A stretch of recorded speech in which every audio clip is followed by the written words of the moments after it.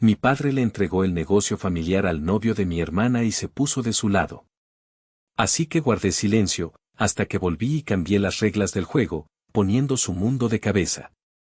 Mi nombre es Javier, tengo 31 años, y he trabajado en el negocio de pesca comercial de mi familia, Pescados del Norte, desde que era un adolescente. Mi abuelo lo empezó. Mi padre lo expandió, y se suponía que yo sería el siguiente en la línea de sucesión, hasta que dejé de serlo. Nuestro negocio familiar es una operación de pesca comercial con sede en Ensenada, Baja California, que ha existido por más de 50 años. Mi abuelo comenzó con un solo barco y lo convirtió en una flota de 8 embarcaciones que abastece a restaurantes de mariscos en Baja California, Sonora e incluso exporta a California. Prácticamente crecí en esos barcos. Recuerdo tener 8 años y despertarme a las 4 de la mañana para ir con mi papá a los muelles, viendo a los hombres preparar las lanchas mientras salía el sol. El olor a sal, a diésel y a trabajo duro es el primer recuerdo que tengo. A los 12, ya conocía cada especie de pescado que capturábamos y su valor por kilo. A los 16, ayudaba a gestionar los horarios de la tripulación en verano.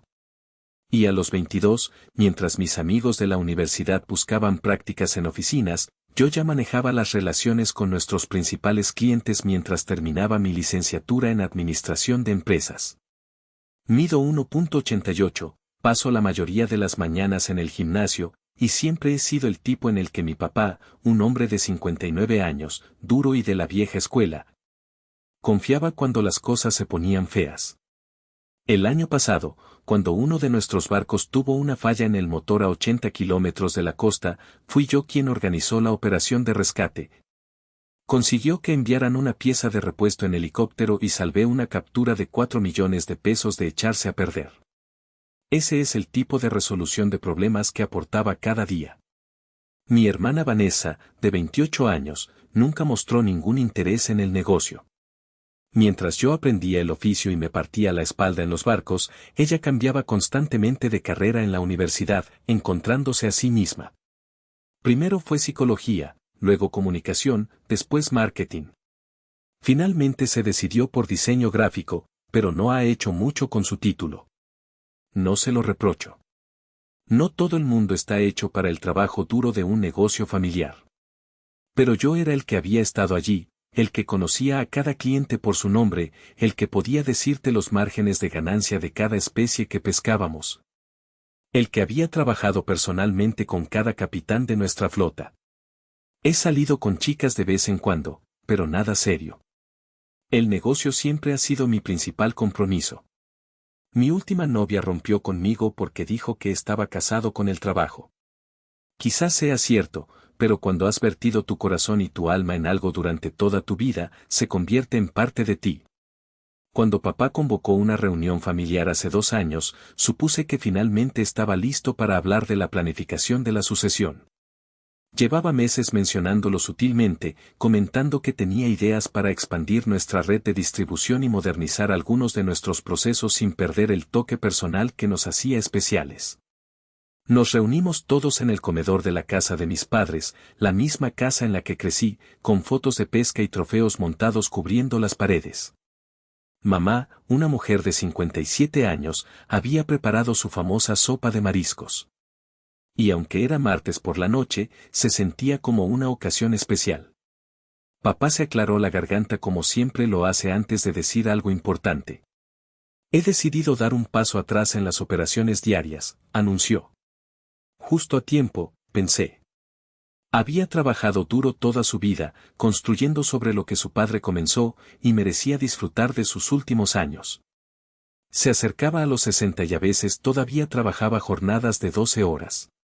Me senté más derecho, listo para escuchar mis nuevas responsabilidades.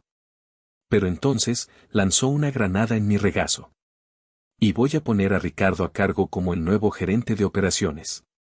Ricardo.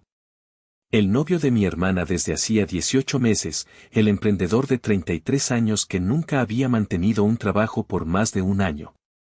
El tipo que usaba mocasines para ir al muelle, por el amor de Dios. La primera vez que vino a la marina, preguntó si el diésel que usamos en los barcos era ecológico. Casi me muero de la risa. Miré a mi hermana, que estaba radiante y apretaba la mano de Ricardo. Ricardo se sentó allí con una sonrisa de satisfacción, asintiendo como si lo hubiera sabido todo el tiempo. Ricardo tiene ideas frescas, continuó mi padre, ajeno a mi conmoción. Tiene un MBA y necesitamos a alguien con una perspectiva diferente. Más tarde descubrí que el MBA de Ricardo era un programa de certificación en línea que costó 40,000 pesos y tardó 6 semanas en completarse. Pero en ese momento, estaba demasiado atónito para siquiera hacer preguntas. Papá, finalmente logré decir. Ricardo no sabe nada de pesca comercial. Exactamente por eso lo necesitamos, respondió papá, como si fuera lo más lógico del mundo. No está atado por las convenciones de la industria. Puede ver oportunidades que nosotros no vemos. Miré a mi mamá, esperando una aliada, pero ella solo me dio esa mirada que siempre pone cuando no quiere contradecir a papá en público. Vanessa me fulminaba con la mirada como si acabara de insultar a su primogénito. Traté de no mostrar lo destrozado que estaba. No quería parecer el hijo celoso, así que asentí y felicité a Ricardo, que tenía esa sonrisita arrogante que me hacía querer tirarlo por la borda. 6 meses después, nuestro negocio, una vez sólido como una roca, estaba haciendo agua rápidamente. Perdimos a Mariscos del Pacífico, un cliente que habíamos tenido durante 25 años. Luego a Cocina Costera, otra cuenta importante. El capitán Miguel, que había estado con nosotros desde que yo usaba pañales, renunció junto con otros 2 capitanes veteranos. Yo seguía manejando a nuestros clientes de la costa este, que afortunadamente seguían siendo rentables.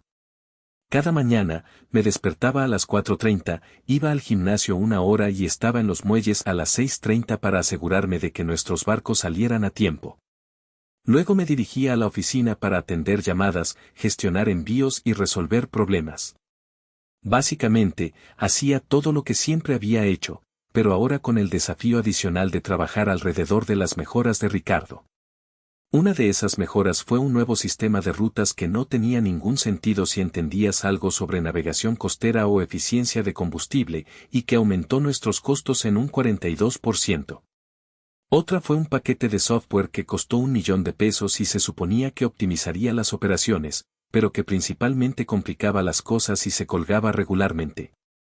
Luego estaba el rediseño del logo y el sitio web que costó 600,000 pesos y generó exactamente 0 nuevos negocios. Pero cada vez que entraba en la oficina principal, el cambio más notable era la atmósfera. Parecía una funeraria. La gente se veía miserable, tensa, como si estuvieran esperando que cayera el hacha.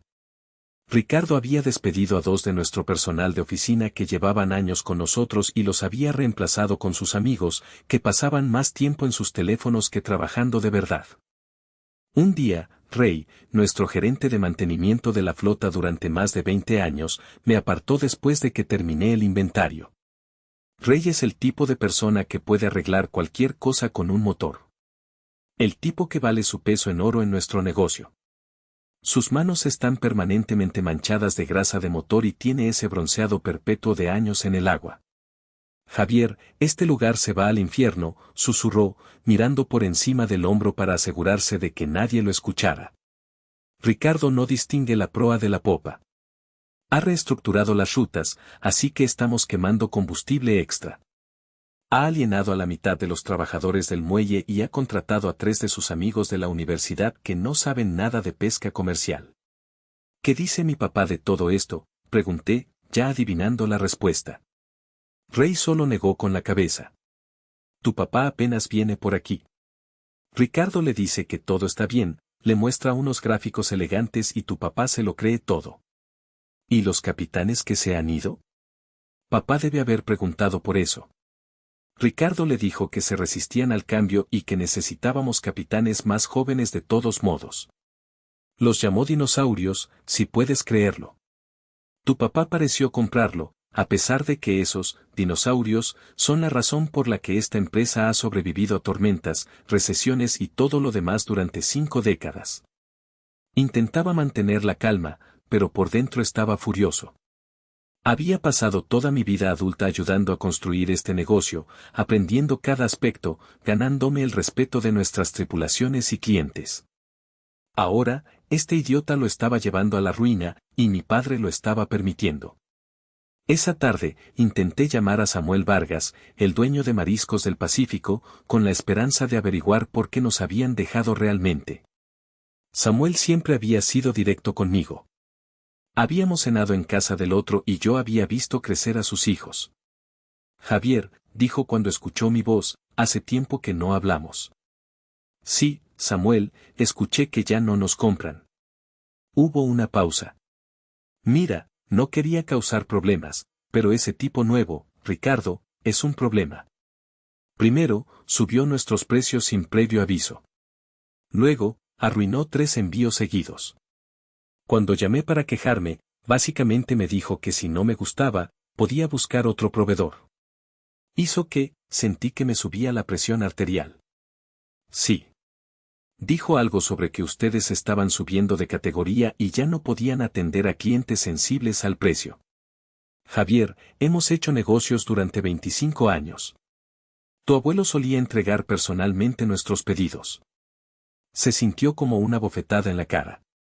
Me disculpé profusamente, pero el daño estaba hecho. Samuel había firmado un contrato con otro proveedor. Llamé a otros 3 ex clientes y escuché historias similares. Ricardo estaba destruyendo sistemáticamente relaciones que habían tardado décadas en construirse. Después de varias noches sin dormir, decidí confrontar a mi padre. Lo encontré solo en la oficina principal un domingo. Papá, tenemos que hablar de lo que está pasando con la empresa. Todo está bien, Javier. Siempre hay un periodo de ajuste con una nueva dirección. No está bien, papá. Hemos perdido 5 clientes importantes en 6 meses. 3 de nuestros mejores capitanes han renunciado. Nuestros costos de combustible están por las nubes por las nuevas rutas de Ricardo. Ricardo está innovando, dijo rotundamente. El cambio es difícil para la gente. Fue entonces cuando su expresión se endureció. Así que eso es. Está celoso porque no te puse a ti a cargo. Eso me golpeó como un puñetazo en el estómago. Esto no se trata de mí, papá. Se trata de preservar lo que el abuelo construyó, lo que tú construiste, lo que yo he ayudado a construir durante la última década.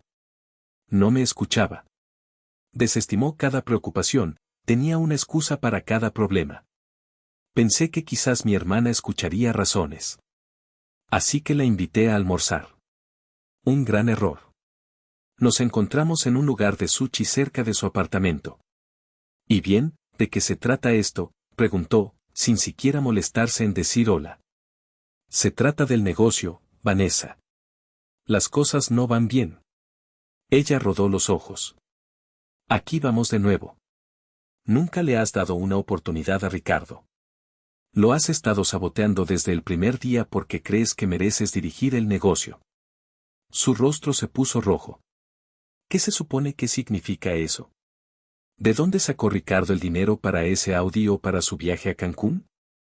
Su último trabajo fue en una startup en quiebra que ni siquiera le pagó su último cheque. Se levantó tan rápido que su silla cayó hacia atrás. ¿Cómo te atreves? Ricardo sacó un préstamo para el coche y el viaje fue con puntos de su tarjeta de crédito. Solo estás inventando mentiras porque no soportas que papá confíe más en él que en ti. La gente en el restaurante nos miraba. Oh, por favor, gritó. Eres un mártir. Siempre actuando como si fueras el único que se preocupa por la familia. Ricardo está llevando la empresa al siglo XXI, y no puedes soportarlo porque significa que no eres tan esencial como pensabas. Se agarró el bolso. No voy a escuchar más esto. Solo estás celoso y amargado porque papá ve algo especial en Ricardo que no ve en ti. Salió furiosa del restaurante. Más tarde esa noche, me envió un mensaje de texto. Aléjate del negocio y aléjate de mí y de Ricardo. Eres tóxico y papá está de acuerdo conmigo. Fue entonces cuando supe que estaba verdaderamente solo en esta lucha. Esa noche, el capitán Miguel me llamó. Javier, necesito decirte algo que no podía decir mientras todavía trabajaba allí. Creo que Ricardo está robando dinero. Los libros no cuadran. Y de repente, conduce un Audi nuevo y se llevó a Vanessa a Cancún el mes pasado. La sangre se me heló. Esto no era solo incompetencia. Podría ser fraude. ¿Tienes alguna prueba, Miguel? Nada concreto, pero vi unos papeles en su escritorio una vez. Facturas de una empresa de la que nunca había oído hablar. Cuando le pregunté, se puso muy a la defensiva. La empresa recibía 100,000 pesos al mes por servicios de consultoría. Busqué la empresa más tarde. Está registrada a nombre del cuñado de Ricardo de su primer matrimonio. Ahora las piezas empezaban a encajar. Pero sabía que ir con mi padre con sospechas no sería suficiente. Necesitaba pruebas. Decidí confrontar a Ricardo directamente. Le envié un mensaje para vernos en un café cerca de la marina. Llegó 20 minutos tarde, con gafas de sol de diseñador y esa perpetua sonrisa arrogante. Vamos a dejarnos de tonterías, Ricardo. Sé lo que le estás haciendo al negocio. Su sonrisa se atenuó. ¿Nueva dirección? ¿Así llamamos a perder el 40% de nuestros clientes? ¿O a que renuncien 3 capitanes que llevaban más de 15 años con nosotros? O quizás la nueva dirección son los 800,000 pesos que desaparecieron del fondo de mantenimiento justo antes de que compraras tu Audi. La sonrisa desapareció por completo. La última parte fue una suposición, pero su reacción la confirmó. Tu padre reconoce el talento cuando lo ve, dijo Ricardo, inclinándose hacia adelante. Quizás si no estuvieras tan atascado en las viejas costumbres, te habría elegido a ti. Y déjame ser claro. Esta ya no es solo la empresa de tu padre. Ahora también es en parte mía. Así que, a menos que quieras crear un gran drama familiar que le rompa el corazón a tu padre, te sugiero que te eches para atrás. Sabía que necesitaba pruebas irrefutables. Hablé con Marcos, un viejo amigo de la familia que es contador y ha trabajado para nuestro negocio. Me ayudó a acceder a los registros financieros. Lo que encontramos me revolvió el estómago. En solo 8 meses, Ricardo había solicitado préstamos por valor de 2.4 millones de pesos sin un uso claro para los fondos. Contrató a 4 amigos en puestos inventados con salarios que sumaban más de 6 millones de pesos. Puso la tarjeta de crédito de la empresa a su nombre y acumuló 1.3 millones de pesos en cargos en restaurantes, tiendas de electrónica y hoteles de lujo. Y lo peor de todo, mi padre efectivamente le había cedido el 30% de la propiedad a Ricardo. Con una opción para que Ricardo comprara otro 30% a una valoración ridículamente baja en un plazo de 3 años. Los papeles habían sido redactados por el tío de Ricardo, que casualmente era abogado corporativo. Imprimí todo y fui a ver a mi padre a casa. Lo encontré en su taller, donde siempre iba a pensar. Estaba trabajando en un modelo a escala de nuestro primer barco de pesca, con el que mi abuelo había empezado el negocio. Papá, tenemos que hablar de Ricardo. Le mostré los documentos. Al principio, intentó desestimarlo todo. Pero mientras le mostraba documento tras documento, sus defensas comenzaron a desmoronarse. Cuando le mostré los cargos de un resort de lujo en Cancún en la tarjeta de la empresa, finalmente se quedó en silencio. Después de una larga pausa, me miró con ojos cansados. ¿Qué quieres que haga, Javier? Firmé un contrato. Le di mi palabra. ¿Tu palabra a un estafador no significa mucho, papá? Necesitamos hablar con un abogado. Negó con la cabeza. Eso destrozaría a la familia. Tu hermana está enamorada de él. ¿Así que prefieres dejar que Ricardo destruya todo lo que tú y el abuelo construyeron? Mi padre apartó la mirada. Necesito tiempo para pensar. Al día siguiente, mi padre me llamó y me pidió que fuera a la oficina. Cuando llegué, me quedé helado al encontrar a Ricardo sentado allí con él, junto con mi hermana. Javier, dijo mi padre, con la voz anormalmente formal. He discutido tus preocupaciones con Ricardo, y él me ha explicado todo a mi entera satisfacción. Ricardo se sentó allí con esa mirada de suficiencia de nuevo. Mi hermana me fulminaba con la mirada. ¿Explicado qué exactamente?, pregunté, mi ira aumentando. ¿Cómo está malversando dinero? ¿Cómo está ahuyentando a nuestros mejores clientes? Esas son acusaciones serias, dijo Ricardo, su voz tranquila, pero con un filo de amenaza. Nadie está acusando a nadie de nada, intervino mi padre. Ha habido algunas decisiones financieras inusuales, pero Ricardo las ha explicado todas. Los honorarios de consultoría fueron para investigación de mercado. Las compras de equipos fueron a un nuevo proveedor que ofrecía mejor calidad. ¿Y te lo crees?, le espeté. ¿Pediste ver la investigación de mercado? ¿Verificaste si el nuevo equipo realmente llegó? Ya basta, Javier, interrumpió mi hermana. Ricardo se ha estado partiendo la espalda para modernizar esta empresa de dinosaurios, y todo lo que has hecho es tratar de sabotearlo a cada paso. Los miré a cada uno, mi padre evitando mis ojos, mi hermana a la defensiva y enojada.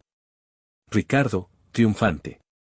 En ese momento, supe que no solo había perdido la batalla, sino toda la guerra. Estoy harto, dije en voz baja. Han hecho su elección. Espero que les funcione. Salí de la oficina, del negocio, de ese capítulo de mi vida. Fue lo más difícil que he hecho, alejarme de todo lo que había pasado mi vida construyendo. Pero a veces, la única forma de preservar tu cordura es dejar ir. Hice lo que cualquier hombre con amor propio haría. Seguí adelante y me concentré en construir mi propia vida. Acepté un trabajo en Mariscos del Puerto, uno de nuestros antiguos competidores. En 6 meses, era su director de operaciones y me traje a varios de nuestros antiguos clientes. Aunque me hubiera gustado olvidarme por completo del negocio de mi familia, no pude evitar mantenerme al tanto a través de Rey, que todavía trabajaba allí y me daba actualizaciones ocasionales. Era como ver un accidente de coche en cámara lenta. Ricardo compró otro coche de lujo. Mi hermana empezó a publicar fotos de joyas caras. Mi padre se involucró cada vez menos. Luego llegó la pandemia de COVID, y la industria restaurantera colapsó de la noche a la mañana. Una operación bien dirigida podría haber resistido la tormenta. Nosotros habíamos resistido muchas en el pasado. Pero la mala gestión de Ricardo había dejado a la empresa sin reservas y con montañas de deuda. 14 meses después de que me fui, mi teléfono sonó a las 11 de la noche. Era mi hermana, sollozando tan fuerte que apenas podía entenderla. Javier, necesitamos. Por favor, Javier. Cuando se calmó lo suficiente para hablar, me dijo que el negocio estaba en bancarrota. El banco había embargado 4 de los barcos. Las tripulaciones restantes no habían cobrado en 3 semanas. Mi padre había sufrido un infarto leve por el estrés. ¿Dónde está Ricardo?, pregunté, ya sabiendo la respuesta. Más sollozos. Se ha ido.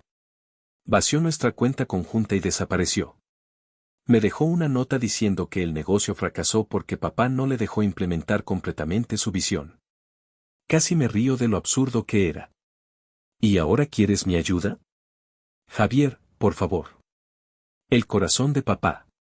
Los médicos dicen que necesita evitar el estrés, pero el banco amenaza con quitarle la casa, ya que la usó como garantía para un préstamo que Ricardo lo convenció de tomar. No sabemos qué hacer. Una parte de mí quería decir, te lo dije. Una parte de mí quería colgar y dejar que se las arreglaran con el desastre que habían creado cuando me hicieron a un lado. Pero otra parte, la que todavía recordaba pescar con mi padre cuando tenía 8 años, la que todavía quería a mi hermana a pesar de todo, no pudo hacerlo. Pasaré mañana a ver los papeles, dije finalmente. No prometo nada. Al día siguiente, entré en la casa de mi infancia y encontré a mi padre, envejecido 10 años, sentado en la mesa de la cocina, rodeado de avisos de pago vencido y documentos legales. Mi hermana ni siquiera podía mirarme a los ojos. La casa era un desastre, con cajas de embalaje por todas partes. Lo siento, hijo, dijo mi padre en voz baja. Tenías razón en todo. Resulta que Ricardo había huido a México con más de 4 millones de pesos en fondos robados. Había falsificado la firma de mi padre en varios documentos, lo que podría ayudarnos legalmente, pero el negocio seguía en ruinas. Mi hermana parecía en estado de shock. Realmente pensé que me amaba, dijo, con la voz hueca. Lo defendí contra todos, y solo me estaba usando para llegar al negocio. Quería decir no me digas, pero al verla tan rota, no tuve el corazón para hurgar en la herida. En cambio, empecé a hacer llamadas. Contacté a mis contactos en la industria, a Marcos para asesoría legal, a los clientes que no me había llevado a mi nueva empresa. El daño era extenso. Ricardo no solo había llevado el negocio a la quiebra financiera, sino que también había destruido su reputación. Pero decidí darle una última oportunidad. No por mi padre o mi hermana, que habían traicionado mi confianza, sino por mi abuelo, por el nombre de mi familia y por los empleados que dependían de nosotros. La guerra que habían perdido apenas estaba comenzando para mí.